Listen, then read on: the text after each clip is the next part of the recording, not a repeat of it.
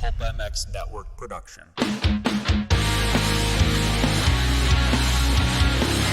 EVS Sports brings you a cheeky Brit and an American YouTube racing sensation weekly on the LVK More Than Moto podcast. Here's your hosts, Lewis Phillips and Kellen Brauer. Yeah, welcome everyone into episode 6 of the EVS Sports LVK More Than Moto podcast. Kellen Brauer here from RacerX, Lewis Phillips from Vital MX in studio to cover some moto topics, non-moto topics, and everything in between in the sport of motocross and supercross. Lewis, how are you doing, good sir? I am well. How are you? I am doing quite well. You know what I'm most excited about this week right now? Mm-hmm. It's finally not raining here. Oh, I thought you were going to say there's finally no racing here. No. I love racing. I would go racing again this weekend if we could, but it's been raining a lot in Southern California, and I'm glad that it's done. Yeah, it seems like it's done for a long time as well. Yeah, hopefully, right? And we get Well, it's not what I signed up for. No, you came out here for good weather and high prices. Don't Don't need to start on that. It's a lot. Don't need to start on that. Okay, so yes, if you're new to the show, we are going to debate 6 topics here today, 2 non-motos, 4 of the motocross topics from the sport, and 7 minutes each. So we try to cut ourselves off, but usually we go a little bit long. I don't know. How do you think we're still pretty good at that, or are we lost the plot? No, we've lost the plot. Yeah. But also some people hate the time limit and some people love it. So Yeah. I don't know. It is a mixed bag. That is As is for sure. life. As is life, right? So we'll get into our first topic here in just a minute. Before we do, want to give a big thank you to EVS Sports for bringing you guys this podcast. Over the past 39 years, EVS Sports has established themselves as the leaders in innovation and technology when it comes to designing protection gear for today's motocross riders. Athletes like RJ Hampshire, Kyle Chisholm, Freddie Norn, Axel Hodges, and Travis Pastrana all wear EVS when they race, ride, or whatever Travis decides to do that day. Check out evs-sports.com to gear up like the pros and use the code LVK30 to save on anything from knee protection to shoulder braces. Also, big shout out to Namura for presenting the show this week. The leading provider of engine components for motocross, ATV, UTV, and personal watercraft for over 2 decades, Namura has been the preferred choice for premium and dependable engine components for more than 20 years. Whether you're restoring your vintage bike, rebuilding your four-wheeler, or upgrading your new 450 race motor, Namura has you covered. Our extensive line of cast and forged pistons, connecting rods, gasket kits, engine valves, and soon cylinder kits that enhance your engine's performance. Keep an eye out for our new and innovative products in 2024 and beyond. Stay up to date by following us on Instagram at Namura_technologies. And of course, a big shout out to Racetech, presenting the show as well. For 40 years, Racetech has been supplying the motorcycle industry with high quality suspension components made right here in the USA. For modern and vintage, Racetech is your go-to source for suspension performance.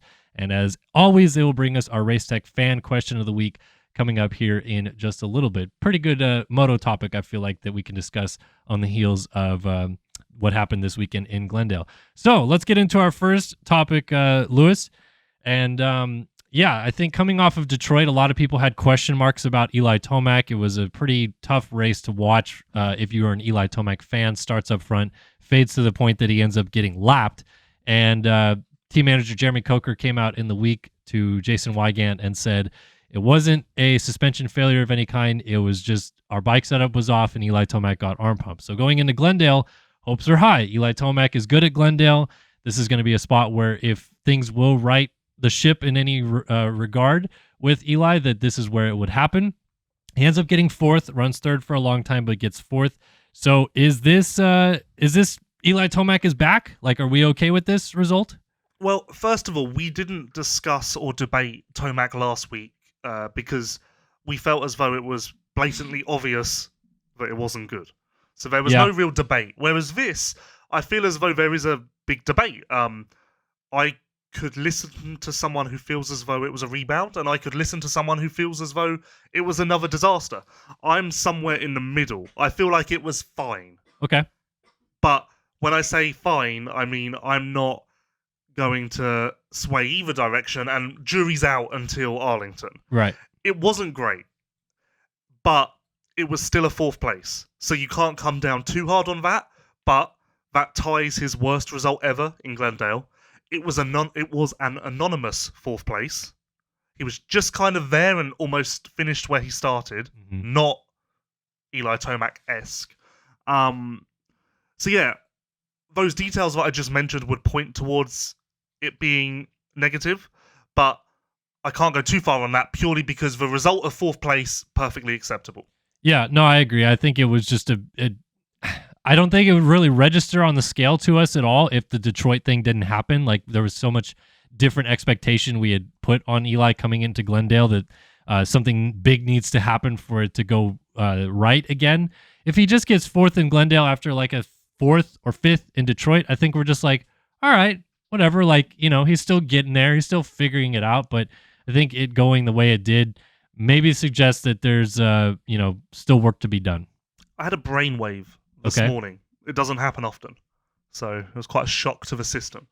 But we all talk about the final main event of Anaheim 2's Triple Crown, as Tomac was amazing. What a great showing. Was it? It was the second main event in the Triple Crown, where Tomac, Sexton, and Roczen were coming through together.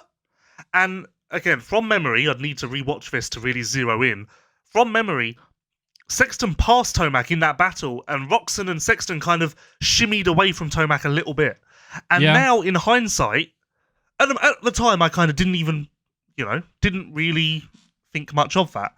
But now, in hindsight, with this additional data, I'm looking at that and wondering if maybe that was more of a litmus test, more of a example of where he's at than we realized at the time. I see where you're coming from. I don't necessarily agree though, because I feel like it's so different when you're battling through the pack of what constitutes like speed at that point. Because all it takes is Tomac getting like stuffed weird in a corner one time by a guy that he's trying to pass, and he loses 2 spots, and then he's stuck behind another guy for a lap or 2, and then by the time he gets by him, they've already gone by him. And I get it. Like, I see exactly what you're saying, because Chase and Roczen definitely were with him, caught him, went by him, and moved away a little bit. But I think I don't read it into it that much there. Glendale, I can look at it a little bit more objectively because he was in clean air, like no one around him, so controls his own destiny with his speed. And Jet Lawrence caught and passed him, but it wasn't like he was, eating time away to Roczen and Anderson ahead of him either. He was just in no man's land. Yes, and again, as a solitary example, Anaheim 2 second main event maybe isn't much, but if I'm a barrister looking to build a case against, as bad as it sounds, against Tomac, that is good evidence. Yeah. Now, alongside that paints a picture along with Glendale and Detroit that is quite overwhelming, honestly. Yeah. That's almost that additional bit of evidence that makes you go, hang on. That is a repetitive pattern. So I think we all kind of agree that the race was determined more or less by where Vince Freeze started, because he kind of, he started up there, and then Anderson and Roczen got away, and then Tomac finally got by Vince, got a gap on the field, and then Vince took Coop and Hunter Lawrence and Jet and all those guys a little while to get by him. Do you think if Vince isn't in that mix, and so right from the get-go, Eli has Webb, Hunter Lawrence, Jet, eventually Chase was in there, like all those guys right on him, does he still finish 4th? It's hard for me to say yes. Okay. Purely because, and now for him to not finish 4th, it would have been Hunter Lawrence who got him, which is a hard concept to wrap your head around. But he was just there. He was just out there. That's the best way to describe it. I had another brainwave this morning, which I'm surprised I've not heard anyone mention, and maybe there's nothing to it. The Detroit and Glendale races have one item in common. They both had the heat races reversed. Now, we know Tomac is a bit particular. Yeah, with setup. Maybe the big gap between heat races and main event is causing a lack of comfort or confidence. That's a really good point that I hadn't considered. No, I'm surprised it hasn't come up. And honestly, I'm not even sure what made it enter my mind this morning. But when I did, I was like, how have I not considered that? How have I not heard that? It almost makes too much sense. Well, in the press box when we were watching that, I think Steven even said at some point, like, man, it's been a long time since we've seen the 450 guys on the track, like the top guys. And it really is. Like, to start them, Heat 1 in the night and end with the main event, you're talking about a 2.5 hour gap between seeing whoever was in Heat 1. And then I talked to Lars Lindstrom about this, and he said the one thing that is tough for us to manage right now with the 450 starting first is they start with a fresh racetrack, like supremely fresh. Yeah. And it ends up with them having the worst racetrack by the end of the night in terms of notches, holes, ruts, etc. And so to adapt and have a bike setup that's compatible for both, when all day long practice and qualifying, they actually had some, real ruts and stuff to use, has been something that they're really trying to work through. I just was on my phone quickly because I wanted to check. Detroit, he was Heat 1. Glendale, he was Heat 2. So Heat 2 is a little closer to the main event, but still. Yeah. And again, looking at this, he got a bad start in the heat race in Detroit, so that was why he finished outside of the top 5 there. But that all links together in my mind. No, it does. And then, he got a great start in the main event in Detroit, but definitely not a good gate pick. So. Final point, we don't know Tomac. No one does. He's an enigma. I would presume that he is a creature of habit. Yeah, I guess. I feel like the narrative around Tomac, though, maybe 3 years ago was like, you put him anywhere at any time and he's going to be really good. He's a bulldog. That's his personality. He just gets up and goes. He puts his boots on and goes. Like, I get it. I get where you're coming from, but maybe that's just what's changed since the injury. Maybe that's what's changed since he's become a family man. I don't know. I would like to look into this heat race situation further, because I do believe there has to be something there, because that fits Tomac's history nicely. Yeah. So I don't want to go too long on this topic because we've already went over time, but Arlington is going to be another not like Glendale-ish track, but dry and hard pack, and it's a track that would arguably suit him in that sense of things that he's done well at in the past. With an off week, does it get any different? Like, does he come in guns blazing than in 2 weeks? I don't know, but it has to. Yeah. As you say, Arlington is a good litmus test for Tomac, and then Daytona's the week after. Yeah. So those 2 events have to go well for that reason, and also because if those 2 events don't go well, you can really strike him from title conversation. And my stance right now is he is not in title contention. Yeah, that's the stance that I believe Mathis took on the review show, that he's not in a title position. He's 17 points back, I believe. 6 riders are ahead of him, which sounds so bleak, but then you think 17 back after 6 rounds doesn't sound terrible. Like, it's a very interesting mix. I said this on the Vital MX post-race show after Detroit, so even before Glendale. To steal Ricky's gate pick analogy, I take... Wait, I'm going to get it the wrong way around. I take condition over position. Yeah. And I don't care what position Tomac is. Right now, I'm looking at the 7 guys, and he is, as bad as it sounds, 7th, the worst of the bunch. So I don't care how many points back he is. I don't care if he's 2nd in points. I don't care if he's 7th. What I see is not a title contender. Yeah. I, again, don't want to keep going too long. Does he get a win? Yes. Yeah. Okay. So we're gonna. But I almost say that not because I'm convinced, but because I feel like I have to. Yeah. No, I think he does too, and I think Jason does too, which means we'll get 7 guys to win, which would be crazy. But that's where we're at right now with the series: 5 winners in 6 rounds. All right, let's move into our second topic, and it's kind of, I guess, a little similar, discussion to what we had with Langenfelder last week. Because right now the hot topic with GP guys is these off-season, preseason races. We always have the Hawkstone International in the UK. Yep. They have the International Italian Championship. Guys are kind of all over the place doing these preseason races. And I've heard you discuss this, I think, when you're at MX Vice, where you said it kind of takes away the luster of the first round, or like the excitement behind it, right? Because you just shit all over my point. I'm sorry. I'm just trying to get to why you're bringing this to the table. You think that these preseason races should be abolished, like we shouldn't have them anymore. So yes, go ahead and continue. Yes, long-time Lewis listeners will know that this has long been a gripe of mine. And it's not because of the injury risk, which is a perfectly good reason. The second moto at round 1 of the Italian Championship, Langenfelder and Adamo crashed in the first turn, and Adamo looked hurt. He's fine, but he was like walking off, holding his arm, like very shaken up. I don't care about that. Who cares? I want the preseason races to be cancelled in their entirety. Okay. Entirety. I got a bit of a brain fog there. Because it takes away the fun. By the time we get to round 1, we already know right now that Tim Geiser is really good. He's beaten Breaking news. He's beaten Roman Federer twice. So therefore, going into Argentina, I know that Federer is not going to win because he's worse than Geiser. The only question that remains is Prado and Hurlings. Mm-hmm. And that's just one example. My point is, part of the enjoyment of Anaheim 1 is the unknown. We don't know a single point of discussion. It's all open. It's all open to interpretation. The riders don't know. It's great. When you get to when you get to Argentina, we kind of know, and it kind of feels like we're already 5 rounds into the GPs. Yeah. Like, it's kind of just a bit like, oh yeah, so Geiser's doing well. You know, you have those conversations. Yeah. Like, you walk around the paddock and you're like, so, yeah, it's going well, isn't it? He's happy. Like, whereas that doesn't happen at Anaheim 1 because you don't know. Yeah.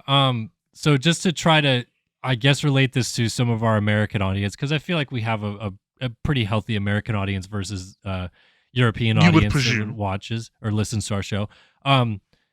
Is this something that in Europe, like, this is the general feeling from fans too? Like, fans go into the season, if you look at Facebook comments going into a GP season or whatever, they're just like, who cares? We already know Geiser's going to win. Like, is it because that would happen in the US 100% if we had, we had World Supercross rounds start the season back in, the mid 2000s. And so we got a chance to see Ricky and James and all these guys actually battle, in Toronto and all these other places. So we kind of knew. And this is exactly what you're saying. We kind of know what is going on. So is the reaction of fans over there like, oh, bummer, we already know? No, but that is a greater issue of I do not believe that there are that many fans who are really involved and enthusiasts. Basically, there aren't really that many fans who care enough to have an opinion. But from memory, when I started rambling about this, I believe there was some support. It just makes sense. Like, why spoil dessert with some more dessert? Like, it adds up. It adds up. Like, even last year, from memory, the one race that Prado did, he was beaten by Ruben Fernandez. So then when Ruben Fernandez won the first round of MXGP, it was slightly more believable and slightly less of a shock than it should have been. That should have been the biggest upset in the history of upsets. But it wasn't. All right.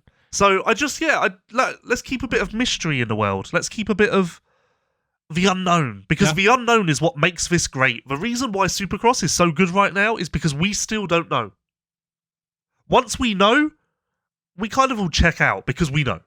I guess, yeah. Oh, yeah, Tomac's going to win this weekend. Yeah, well, if Jet gets the start, that's when everyone starts to lose interest. So you've got to hold on and bottle up that curiosity for as long as possible. And the preseason races are counterproductive for that. I guess as a rebuttal to this a little bit, though, I know, are a big fan of just racing. Like, I want to watch racing. I want to see racing. Just repeat.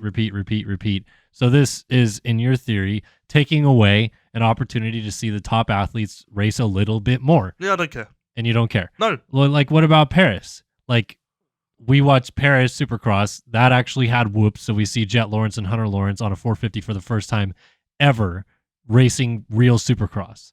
And so, in a way, doesn't that kind of spoil it just a little bit? I know that there was still 2 months until the season started, but we saw it. We saw what they could do. Yeah, but Paris is such a unique... The distance to the start of a season, I believe, is the biggest point there. Because I was going to say that about the old World Supercross rounds. There was still a month, or slightly less than a month before... I mean, they would do them before Christmas, I think, but not a month. There was a good couple of weeks before Anaheim 1. I guess, yeah. So... that's enough time for the picture to change. We're racing these preseason races until the week before. So we're essentially running through. By the time we get to Argentina, we've had 4 weeks worth of racing. Part of what makes F1 so interesting is the preseason testing is just a test. So although you see who's good, you don't really know. Yeah. This is a race. So, he's good at starts, he's bad at starts, he can come through the field, all of the questions are answered. I believe that Geyser came from last to second in the Moto at Mantova at the weekend. He's great. Yeah. He's coming in firing. Would have liked some suspense to that. Yeah. I'm going to hit you from this, though, because GPs have a very different type of core audience, I guess, is what you would call it, that they attack versus Supercross. Like Supercross, the fans are going to watch. The fans are going to be there. GPs, you go to Argentina and the European fans watch it on TV, but I think for them it would be exciting if they were there, right? So this is an opportunity for European fans where a lot of the GPs are, where a lot of the GP riders are from and stuff like that, to see them before they go fly away. Yeah. Right? And so the Hawkstone International is always really well attended. That's what I'm saying. So, did Seawar race this weekend? Yes. Yeah, so if you've never seen Jeremy Seawar on a Kawasaki before, the first time you see it is not on TV in Argentina. You can go in person and watch him do it. But is that not just pandering to everyone? Is that not everyone gets a medal? I don't know, I guess. Like, but do you see? Do you the first time you saying? see Jeremy Seawar on a Kawasaki is on TV? Grow up. Like, I guess, like, I don't know. Don't you, when you go to Anaheim, another part of the excitement is new team. Yeah, and I will. And so you get there and you're like, oh my God, this is the first time I've ever actually in person seen. God, who switched teams this year? Not many people, but Chase. like, okay, yeah, Chase on a KTM, sure. Yes, and I believe that social media has taken some of that away as well, because by the time we get to Anaheim 1, we have seen so many videos of riders on new bikes that it almost has lost its flavour. But you haven't seen him on a racetrack. No, but and I'm in support. I'm saying that Anaheim 1 is the example here. It's a good example. Yeah. But yeah. I'm indifferent. I was being contrarian to you, but I totally understand where you're coming from. It does take away the excitement factor going into GPs, because like you said, like we kind of already know who as the I players say, are, so. that's without even mentioning the amount of riders over the years who have gotten hurt at preseason races. Yeah, it is staggering. All right, let's get into our first non-moto topic. Again, last week we kind of changed the format up to include a non-moto in the middle and a non-moto at the end, and I think it was fine. I didn't hear any negative feedback. I've never heard week. negative about the format. Not negative, mainly just but, about me. Well, I mean, we did hear negative feedback from Steve. He wanted the non-moto stuff at the end, and then Adam Wheeler wanted us to put the non-moto stuff in the middle. So we're getting pushed both sides. I believe it was mainly because Steve thought that our Sexton analysis was so good that he felt as though it had to be at the start, but I doubt we have that much good analysis most weeks. Yeah, so it doesn't matter. It's pretty mid. So let's get into our first non-moto topic, and we were trying to come up with non-moto topics, and you and I were picking our hair out a little bit. Yeah, and then this one just like exploded into your brain. It seemed like.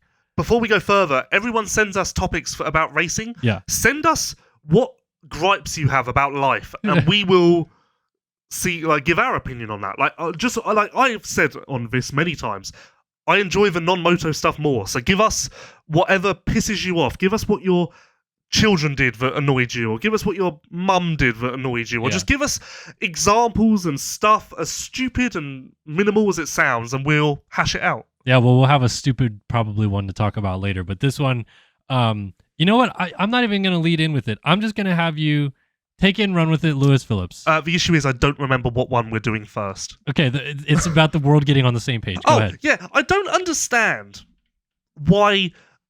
Now, I don't understand why the whole world can't just have the same words, we'll all drive on the same side of the road.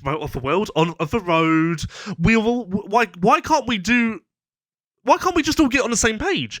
Like, why does there have to be a grocery store or a supermarket? Why does there have to be a motorway or a freeway? Why does there have, it's just, what is the point? They're the same. A grocery store and a supermarket are the same. So why hasn't someone somewhere gone, why don't we just use the same word?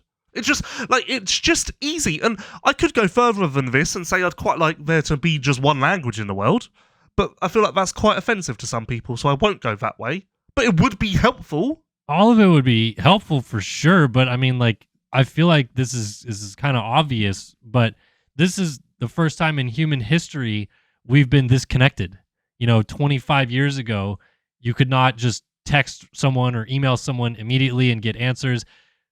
75 years ago, 100 years ago, you couldn't just fly across the ocean. You'd have to take a boat, and that would take a very long time. So this idea of everyone getting on the same page has never even been a point or something that could even happen until recently. Yes, but it's all similar. Motorway, freeway, it's all similar enough. It's not like we've got a motorway in England and ice cream here. See, I feel like this is a very England versus USA No, not debate. at all. I don't care. Use the American words. I don't care. But it's weird. Is it not weird? But it's so different. Is it not strange? I guess, but everything is going to be slightly different. Look at the U.S., for example. We all speak the same language and live in the same country, and the way people live or the terms that they use in the south of the U.S. is way different than New England or something like that.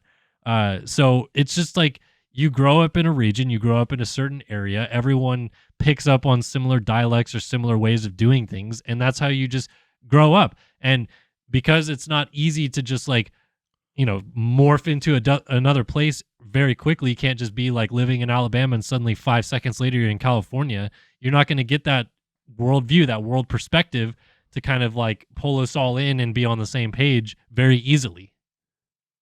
Fair. But it would be easier. It would be easier. Yeah, I agree. But I mean, look at this day and age. We're in a information age where everyone's quite easily able to communicate with each other with their cell phones, and we still have wars. We still have mobile religious wars, which is something that happened hundreds of years ago, and we're still having them today. Yeah, so but it's just the world. I don't want to fix for wars. I just want to fix mobile phone and cell phone. Okay, so your problem is that we have phones, and when you try to communicate with someone, things are slightly different. Well, it's just weird. I mean, it's just I don't understand why we can't just all get on the same page. I feel like I just kind of laid it out. Should I try and get everyone on the same page? Sure, Lewis. Stand up. I don't know how to do it. I could try. No, yeah. Yeah. So, I mean, as I said, a bigger topic would be, imagine if the whole world spoke the same language, but we won't get into that. Well, I think that's probably the only way that ever happens, is if the whole world speaks the same language. But for instance, because the way that people interpret stuff between the different languages and the way they speak it are so different. Okay, but in the English-speaking countries, even Australia has different words for stuff than England and America. So we're all just doing there's no cohesion here. No, I would say in some senses it's getting better because we have that communication aspect now that we didn't have before. And in some cases it's worse because suddenly everyone has a voice and it just makes it worse. I feel sometimes when I get into a Twitter thread or something like that, I lose the plot so fast on what people are actually talking about because they're using words that, and it's it makes me sound like, oh, I'm a boomer or whatever, but they're literally using words that don't make sense anymore. Because that's just, you just shorthand stuff really weird and all this because that's the technology way of talking. Yeah. The same way that when we all got cell phones 15, 20 years ago, instead of having to type out, haha, I'm laughing every single time, you just LOL, haha, whatever. It's just a constant movement and change that's happening with us because we want things to be faster and easier and shorter, and things happen a different way in different parts of the world. Well, I guess that's the way the world is. We'll deal with it. I just feel like I mean, it does make complete sense, and I do sound like an idiot, but it would be easier. It would be easier. It'd be nice to, it'd be nice to go to Europe and not feel like I have to learn the laws and learn all that stuff of ways of getting around. And it is bizarre that we drive on different sides of the road. Why do I keep saying sides of the world? I don't know. It is bizarre that we drive on different sides of the road. Yeah, why does the UK do that? It's so basic. It's is that just someone made a random decision 500 years ago and that's that? Do you know, like, No, from of UK course history not. lessons? So okay, someone who is from the UK that knows why. Did you take history lessons? Yeah, we did a whole semester on why we drive on the whatever Okay, side well, of the road. in my history classes in the U.S., of course, they explained how the highway systems expanded across the U.S. and the way that they chose to do it, purpose built. And have you ever noticed in the U.S. that highways north to south in terms of interstate and west to east are numbered a certain Yeah. way? So you know that. Yeah. Again, we learned that. That's I just was asking if you knew stuff we about mainly the UK learnt that's similar about to that. we mainly learnt about Hitler. Well, Not to bring it down. no, that but was we did too. Yes, that's also part of U.S. history. I'm sure that your history and how that's told is slightly different, but also similar to how it's told to us. Yeah, I don't know. I'm much sure about that Great Britain was amazing in Well, that war.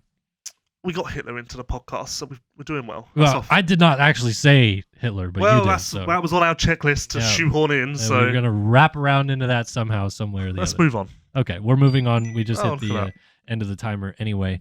So we're at the halfway point of the show. And as a reminder, of course, this is the EVS Sports LVK More Than Moto podcast. Over the past 39 years, EVS Sports has established themselves as the leaders in innovation and technology when it comes to designing protection gear for today's motocross riders. Athletes like RJ Hampshire, Kyle Chisholm, Freddie Norn, Axel Hodges, and Travis Pastrana all wear EVS when they race, ride, or whatever Travis decides to do that day. Check out evs-sports.com to gear up like the pros and use the code LVK30 to save on anything from knee protection to shoulder braces. All right, it's time to get into our Race Tech fan question of the week. We took to the world of Twitter and tried to get the fans involved again this week because I dropped the ball and missed that last week. So our first Race Tech fan question of the week, which of course Race Tech, Lewis, Race Tech gold valves provide a plush feel with drastically improved bottoming resistance and increased traction. All Race Tech products are 100% guaranteed and made in the USA. We bleed red, white, and blue here in the USA. Okay, I'll leave. Shall I? Jeez. Well, I mean, you're just trying to, bring us all into one big melting pot. So I'm saying, welcome to the USA. Here we are. Here we are. Yep. So our Race Tech fan question of the week comes from Jason Valento at SlowRide858 on Twitter. And he asks, will the success of HEP team lead to more investment into racing development by Suzuki to capitalize on the situation, or less, because why spend money on development if we can already win? Lewis Phillips, you have the floor. From all that I know, and I have sources to Suzuki Japan, obviously because GPs have more direct communication. Suzuki's out. They've tried, people have tried time and time again with good business proposals. The Wilvo, don't know if I was allowed to say, sure. The Wilvo team, when they lost Yamaha, they had a meeting with Suzuki about bringing Suzuki back and Wilvo Suzuki. And Wilvo is one of the most self-funded teams, so it would have been very much plug and play for Suzuki. Yep. With GP winner, and that's not to mention the fact that Koldenhoff won a GP on a Suzuki. So there's even that synergy similar to Roczen, and they weren't interested in the slightest. Wow. So, I can't remember if I was meant to say that or not. Oh, I believe that I was told not to repeat that. Well, if you think you were told not to repeat that, you probably weren't. But let's continue Anyway, on with that. So that was interesting. Yeah. And then when Strybos was a privateer on Suzuki, Yep. Obviously, you think Suzuki, you think Strybos. Strybos is deep in there. He raced for them for like a million years. When he was a privateer on a Suzuki and started his own Suzuki team, he kind of proposed that he would start as his own privateer Suzuki and build up, like give Suzuki basically this is a way for Suzuki to start at the bottom and build. They wouldn't even give him a free bike. He had to go to Suzuki Germany to get a bike. They would not even give him a bike. Yeah. So, all that I know is that Suzuki has no interest. And if anything, I would imagine that Kenny winning only boosts that further because they go, oh, sweet, we won. This is working. Yeah, I know. I will say in terms of the development side of it a little bit, I think there is some changes coming to the machine soon. They've been saying that for so long. Look, from people I talk to, it sounds like it's legit. Okay. As soon as in 2025? Yeah. Okay. So maybe they there's a little bit more interest and excitement. the weird thing is here in the U.S., it still feels like Suzuki has a decent presence because of Kenny and because of Hep. In GPs in Europe, it's like, what's a Suzuki? Yeah, they're gone. They've been gone for how long? 6 years, 7 years now since the last time.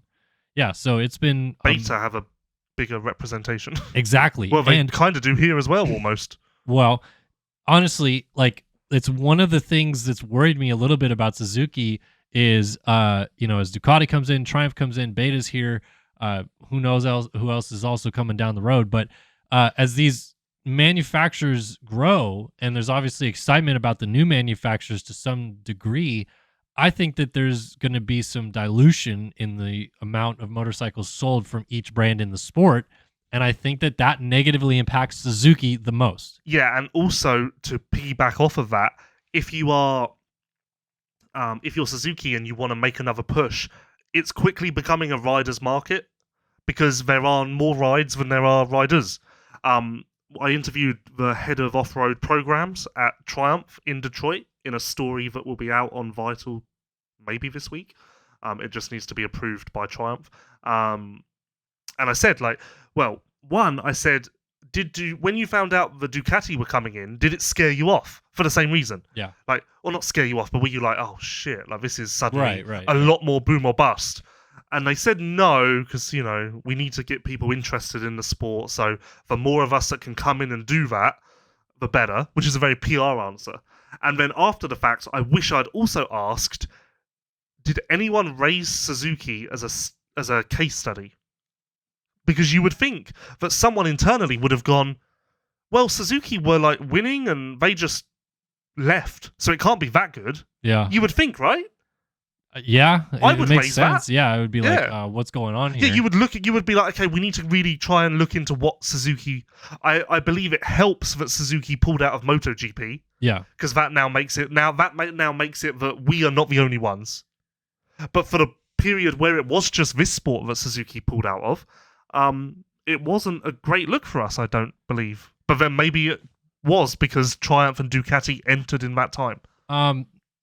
This is probably getting a little bit too into the weeds with this, but people that are older than me are going to have much better perspective of this. But the 80s was a bit of a golden age for moto, right? There was a lot of bike sales. They were cheap, affordable motorcycles. And the 80s is also when we lost a lot of manufacturers. CZ, Kajiva, Mako, all brands like that going out of business. Or just stopping for some reason. A lot of them made it to the 90s, but then just went away.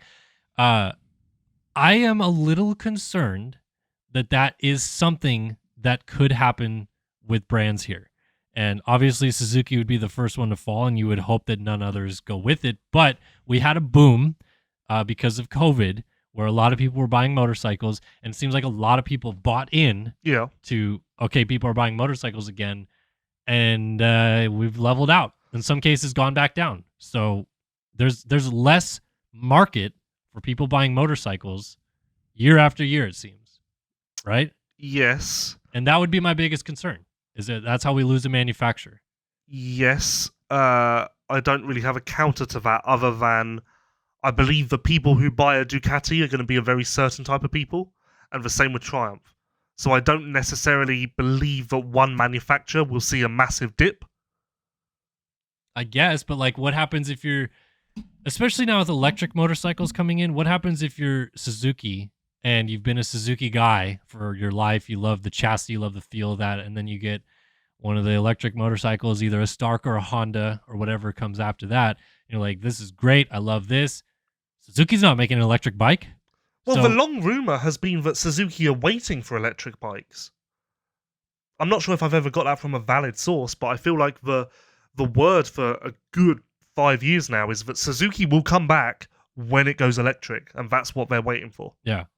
Well, I think we also hear, I don't know how much you hear this, I hear that the Hep Suzuki thing is not oh, we're locked in stone going toe for toe for the next 30 years. No. Hep is a satellite type of team that would jump to a different manufacturer if something better was available. So at the moment, I almost look at it as kind of the opposite. Hep is helping Suzuki, not the other way around. Yeah, right? obviously. So, that's without doubt.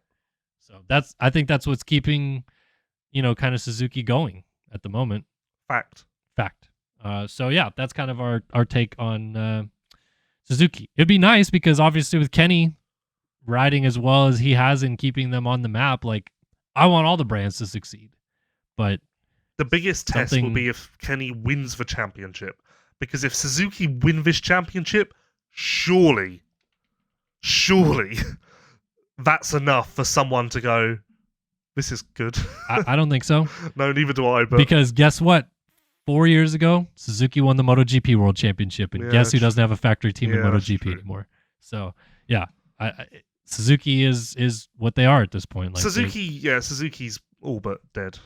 I don't want to say that, but I think that they don't have anything like super awesome, coming down the pipeline in terms of you were reborn and here we go again. So I just hope they don't go away.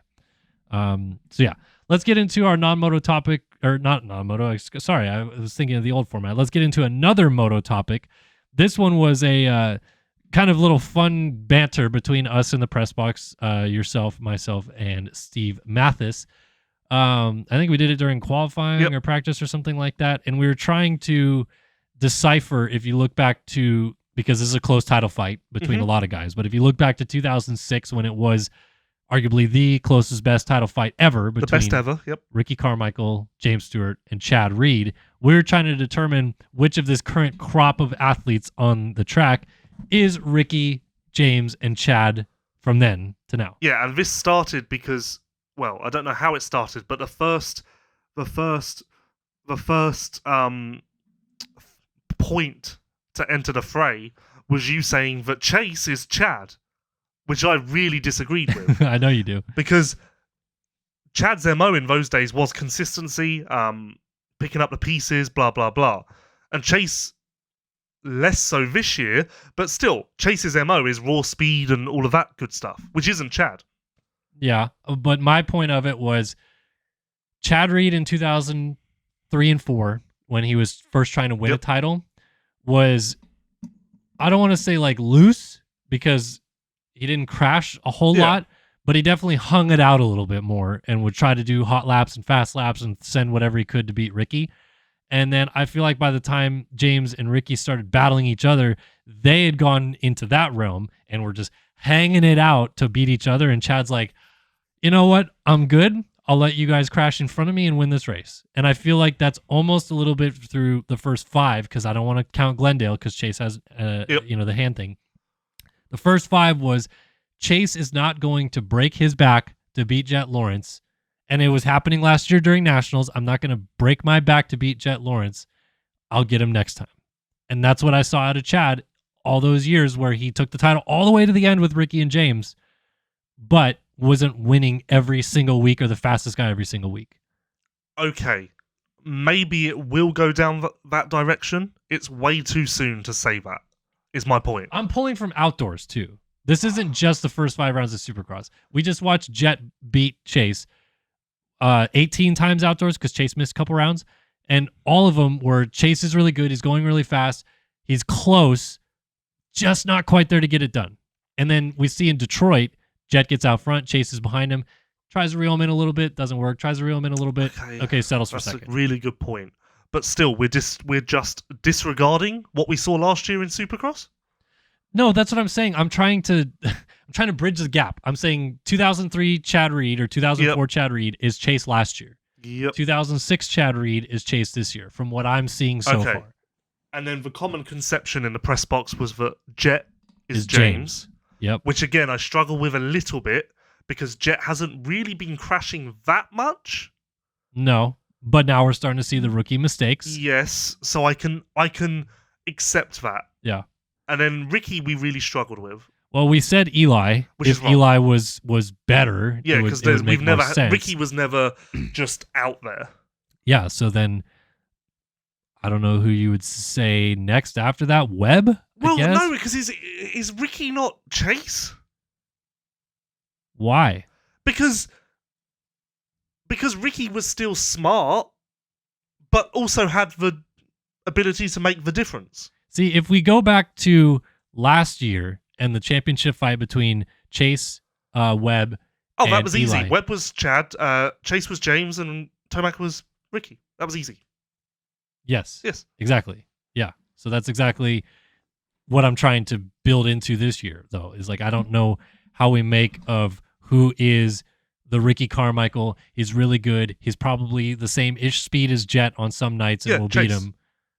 Purely because I feel like Ricky was happy to let James have one if James was just on another level. But then also on other weeks, Ricky had enough to make the difference himself. Yeah.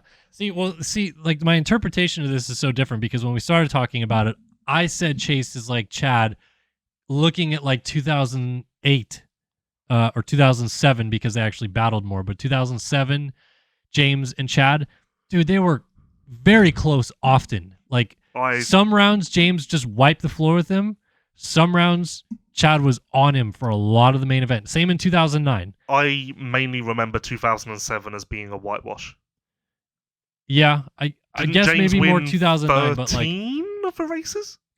I need to see Chase catch and pass Jet and win to change my mind on that. So I go Chase is Ricky.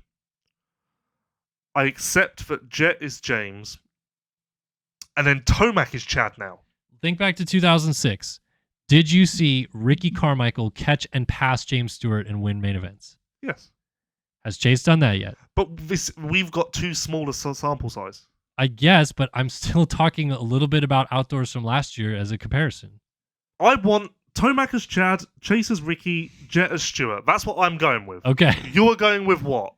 I would say Chase, Chad, Webb, Ricky on some nights because not obviously in Glendale, and then Jet is James. Okay, so that's it. Debate over. We've put our topics down. Let us know in the comments who you agree with.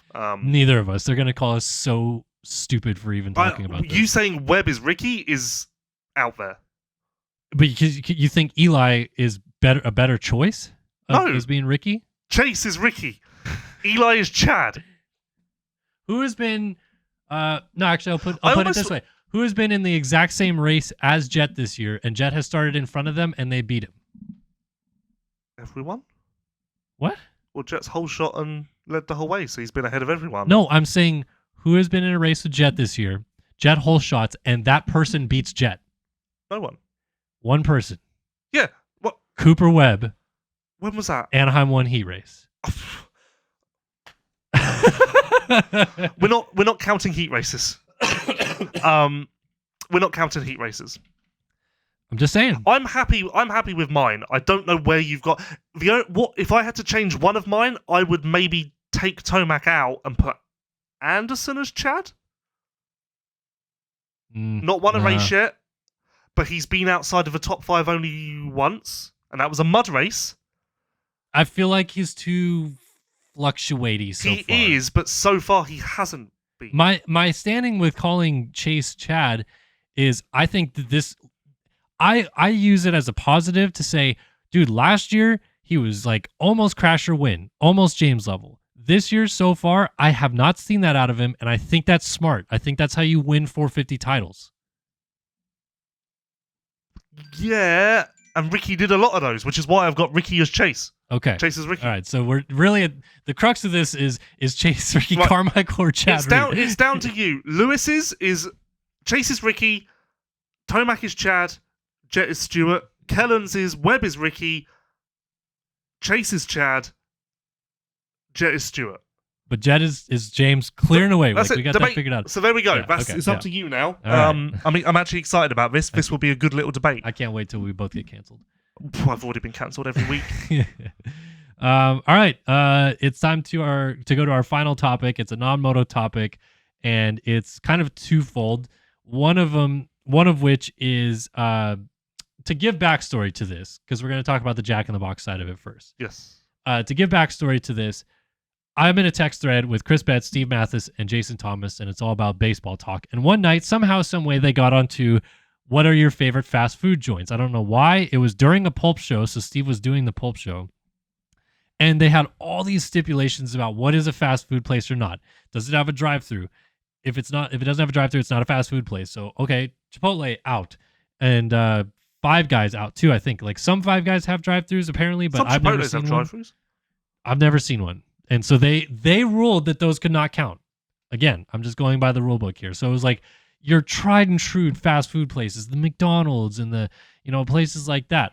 And so that is the rule book that I went by, and I put Jack in the Box in my top 5, not number 1 in my top 5, because it's a place that I go to frequently. It's got a very good mix of stuff, in my opinion, to choose from.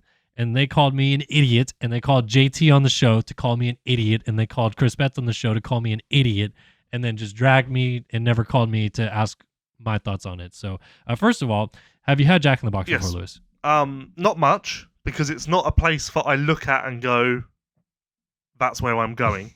But what I have from there, which I really like, their chicken nuggets are really good. Okay. Their chicken nuggets are really, really good. Not really fussed about the rest of it, but their chicken nuggets are really good. Well, you're a burger guy. Have you ever had their burgers? No. No? Interesting. Okay. I like their little tacos that they have. Yeah, I was talking to someone last night who said about their tiny tacos. Well, they have tiny tacos, and then they have, it used to be 2 for 99 cents. Now it's 2 for like $1.59 or something like that. 2 tacos. And they're not tacos. We live very close to Mexico, and I know what tacos really are. That's not a taco. Calm down. Prado knows what tacos are. Calm down. But yeah, like, it's not great food. It's food that will get you there, and that's what fast food all is. Like, that's all fast food is. Sidebar. On Pulp, when you said to Prado about like Mexican food, blah blah blah, is that like low-key racist in his mind? Probably. Yeah. It was not. I was not trying to go with that route, because my angle with it is, because we are so close to Mexico, there is more fresh Mexican food here than Thai food or something like that. Well, sidebar over. Okay, continue. No, you were talking. Oh, I was? Yes. Oh, yeah. Anyway, so Jack in the Box is fine. It's not a big deal. Well, yeah, I like the chicken nuggets. Yeah, so you like their chicken nuggets. And their curly fries are quite good as well. Do you have a fast food place that includes a drive-thru that you would put Chipotle has drive-thru. The new one on Winchester has a drive-thru. No, it doesn't. The new one in a new complex. The new one on Winchester, like past KTM. Oh, I definitely have been past KTM, dude. Yeah. There's nothing up there. No, it's a whole new complex. They've built a McDonald's, a Chipotle, grocery outlet, EOS Fitness. You should really speak to the local Lewis Apparently, for some update on what's going on in the local area. It's like the airport and then like grasslands. Yeah, but it's the airport, and then you just go. It's basically the next junction down. You should really check it out. Apparently, I need to go up there. I went in there. I was in there the other week, and have you gotten drive-through Chipotle? No. Okay, so then I take it off your list. Okay. I'm not I don't get drive-through anything because what? I refuse. I only get drive-through if it's absolutely a necessity because the inside is closed or whatever. What? So like, I'm against drive-through. Let's say you're coming back from let's say you're coming back from Millville on a press day or something like that. So you just went and shot press day, you and Sean, and I've never been to Millville, so I can't comment on what's there. Coming back from Anaheim. Yeah, but it's 10 o'clock at night. There's like 98 places to eat. I'm trying to find something where you have nothing but fast food to go to. Yeah. And you would just, instead of like, okay, we need to get back to the hotel and get work done, let's go in. Let's go into McDonald's and get us a cheeseburger. It's the same amount of time because you've got to eat it one way or another. No, you can eat it in the car. No, that's dirty. Oh my God, Lewis. We're getting way off topic. Yeah, I'm against drive-through. Not only is it dirty to eat it in the car, if you wait 5 minutes, it gets cold. I'll park up, I'll go in, and eat my food when it's hot and ready to eat. Yeah, I eat my food right as soon as I get it in the car as I'm driving to the stadium. No, and then you're not enjoying the food because it's just like a rushed experience. I don't get fast food to be like savory. I get it because I need to get something quickly before I go to the track or come back from. You are incorrect. Okay, and that is sad. All right, we're halfway through this 7-minute spiff. In the other half of it, we want to talk about. Well, you never got my favorite. You asked me my favorite. Yeah, what's your favorite? So not including Chipotle. I've had some bad experiences with In-N-Out lately. Wow. So much so that I haven't even considered an In-N-Out for like 8 weeks. That's how bad. I had 4 in a row that were horrid. Horrid? Yeah, I was going to say horrific, and then I changed last minute. Yeah, so I have In-N-Out is out for In-N-Out is out for me. Okay. At the moment. So not including Chipotle, Chick-fil-A. Yeah, okay. I was gonna say, thank God you said that because I forgot about it until the last minute. 3 here in the In-N-Out, Chipotle, Chick-fil-A. So, but if I don't want chicken at McDonald's, if I want a burger, McDonald's. Okay, see, so you'd put it in your top 5? No, I don't know about that. Well, Chipotle, Chick-fil-A, In-N-Out, McDonald's. I don't even have a fifth, so my top 5 isn't that. So you'd put it in your top 4. Well, Steve Mathis, alert. Lewis not Phillips, even- McDonald's in the top 4. But I don't have a fifth. I can't even think of an option. You know, Subway, I guess. You know what we should do? We should have a special edition episode of LVK, off week or maybe off season, and we taste test fast food. Okay. We see which ones are better. Okay. Get to this point. Okay. So Chipotle, yes. you had a very interesting rant about them. This has happened to me a few times, and it is disgusting. Okay. So, it's like Subway-esque. Yep. They move you along through the different stations, and sometimes the area where they move your food along, there's a lot of like ingredients that have just trickled onto the side, lettuce and sauce, and then they just drag your burrito through all of this mess. Mm-hmm. Makes my stomach turn. Clean your fucking side. Like, it's not that hard. Oh, one wipe. Even I'm not asking for it to be spotless, but one just quick wipe to get rid of the massive dump of what's the white sauce?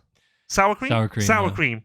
Like, let's get that gone. And then don't get me started on like I got some cheese the other day. Yeah. And there was a load of lettuce in the cheese. And I said, I'll take some cheese, please. Not the stuff with I would take some cheese, please. Not cheese with lettuce. And they got really pissed off at me. But I was like, I don't want you to just take it. Oh, yes, I'm going to take this sir's handful of cheese, and now he's got lettuce as well that he didn't ask for. But they got really pissed off at me for asking. Yeah. Just clean your side. It's called fast food for a reason. It reminds me of that Lewis. F1 clip where Change your car. change your fucking car. Clean You your got a fucking problem? side. Change your car. No, yeah, just do that. Do that. It's not one wipe. Yeah. I've almost considered a few times saying to them, "You can clean that before you move on." Have you ever seen before? Maybe they do this in the UK, but they definitely do it in the US, where they take a celebrity, like an athlete or something like that, and make them work at a McDonald's for a day. I've heard of it, never seen it. We need to do this with you at Chipotle. We need to Lewis at a Chipotle Well, that side workstation would for be a day. spotless. You would just be whoosh, whoosh every time. And there would be no lettuce in the cheese. No lettuce in the or cheese. White rice in the brown rice, because that happens, doesn't it? No, I get exactly where you're coming from. This so sad. sad. But you understand this is called fast food, right? Like not slowly wipe the countertops and make Clean it the side. It will take a nanosecond. nanosecond. I just want one wipe. I don't want it to be a meticulous wipe. I don't want it to be a deep clean. So it just ends up all over the floor. Get the trash can. Well, but then you have to go get an item, a trash can, pull it close, wipe it off. It's taking like 15 seconds. They're on a clock, Lewis. They get fired if they don't get your burrito done in 4 minutes. Really? Well, they definitely get metered for that stuff. So experience I had the other day. They finished my burrito, wrapped it up. I was just stood at the counter, waiting for like 5 minutes for someone to come and like make me pay. Yeah. So I put it in a basket myself and went and sat down. They had a go at me, and I was like, I've been stood here for 5 minutes. It's cold now. I want my warm burrito. So I was like. And then, so I went out to pay, and they went, what was it? Just a chicken burrito? And I went, yeah, a cold one. And they looked at me like I was deaf. And I was like, it's not hard. It's not hard. Oh man, your vernacular sometimes when you have rebuttals is fantastic. I love it. What does vernacular mean? Should we go back to ambit versus trajectory? I was going to use ambit in a article at the weekend, and Kellen told me to stop. I'm just trying to say, man, sometimes... What do you mean by my vernacular? Vernacular. You've never heard the word vernacular? Man, all right. I outdid a British person in vocabulary. What's vernacular? Vernacular is just like use of wordage, basically. Wit. Sure, I guess. Anyway, so yeah, clean Chipotle, your fucking side. Clean your side. Oh man, that's gonna be the title of the show. Clean your sides. If you got a problem with your sides, clean your sides. Final quick 1 minute topic. Hit me. We went to mini golf at the weekend, and you were disgusted with how competitive I wasn't disgusted. I just was. Every time you took it very serious. We were halfway through the 18-hole course, and I went, Kellen, just to let you know, we're tied at the moment. And you went, I don't care. And I was like, it's mini golf. Yeah. Even on a regular golf course, I don't think I'd care. We're keeping score. which means it's a competition and there's going to be a winner. Oh boy. I could have not told you that we were tied, but I told you because I was like, he may want to up his game here because we're halfway through, we're tied, it's coming down to the wire. And you just went, I don't care. And I thought, you know what? Because I'm there to have fun. And No, you're there to win. Oh boy. You know what? Let's save this because this is going to be a great topic. Just wait until I'm a schoolboy dad. How competitive you are. We got to get you, man, honestly, we should get you to do some like rec league American sports. Rec league? Yeah, it's like a recreation center has like rec, their local... Okay, I thought you meant rec as in crash. No. Rec as in recreation. Yeah, so like, you know, go to your local rec center and they have a basketball, you know, team and get Lewis Phillips out there shooting from downtown. Yeah, no, fucking... My teammate, if he's yapping away, I'd go, oi, chatty, we're here to fucking win. Oh, that would be great. What was it? I had something like that in school once and I got in big trouble. What was it? It was a sport thing. And I was putting my best foot forward as I tried to do. And someone on my team was just fucking around. I was like, mate, out. It wasn't even my position, but I was like, if you're going to fucking cost us a win, out. Okay. And you got I got shouted at. Yeah. Told I I wasn't allowed to tell people that. Like the people at Chipotle? Mate. Like I won't if we go to mini golf, yeah. And before we start, I go, let's see who wins, and you go, I don't care who wins, I'm not playing. So if we went beforehand and I said like I'm just here to have fun, you'd be like, all right, we'll turn around then. I'd be like, fuck this then. What's the point? Okay, my goodness, that's ridiculous. But Popstroke, fun times. Popstroke's good. Thank you for it was good, inviting me out. Yeah, no, it was great. Tiger Woods owned. Yeah. And designed. Yeah. I had 2 holes in one. There was a lot. One of my holes in one. I was gonna see which one you were gonna. One of my hole in ones. Holes in one? I don't know. Ace. We use the term ace sometimes in golf. You could say that. One of my aces. I honestly don't know what's correct. Holes in one or ones in hole. You're gonna go back and try to figure this out now. One of my aces was so perfectly timed that it just dropped in the hole that I heard claps all around. Well, we were all excited for it. Yeah, I was in the moment, obviously, and I feel could like just hear cheers. And you know what? The people ahead of us, when I walked up, they went, "That's how you do it." Oh. And I went, "Oh yeah." You don't need to tell me. I lived it. Yeah, thank you very much. You don't need to tell me, so I just lived that. On the flip side, though, you're so competitive. I think if I got on a hole in one, you'd be like, "All right, that sucks." Yeah, no, you're. I would then put more pressure on me to get another hole in one. Yeah, exactly. But you didn't get a hole in one, did you, Kellen? Miniature golf. You didn't get a hole in one, did you, Kellen? Tiger Woods is not there scouting. You didn't get a hole in one, did you, Kellen? No, I didn't. No. Calm down, Lewis. And did you win? No. No. Anyway. Sad. All right, Lewis, thanks for joining me again. Fun topics this week on LVK More Than Moto. Did you have fun on this one? Clean your fucking side. Thanks, guys, for tuning in. EVS Sports, Namura, and Race Tech bring you the LVK More Than Moto podcast every week, and we thank them for the support. So shout out to them. We should be back maybe next week after the off week. We're going to decide whether or not there's enough topics to discuss. Either way, we'll definitely be back after Arlington Round 7 in 2 weeks' time. So thanks, guys, for tuning in, and we'll see you in either a week or 2 weeks. See you guys.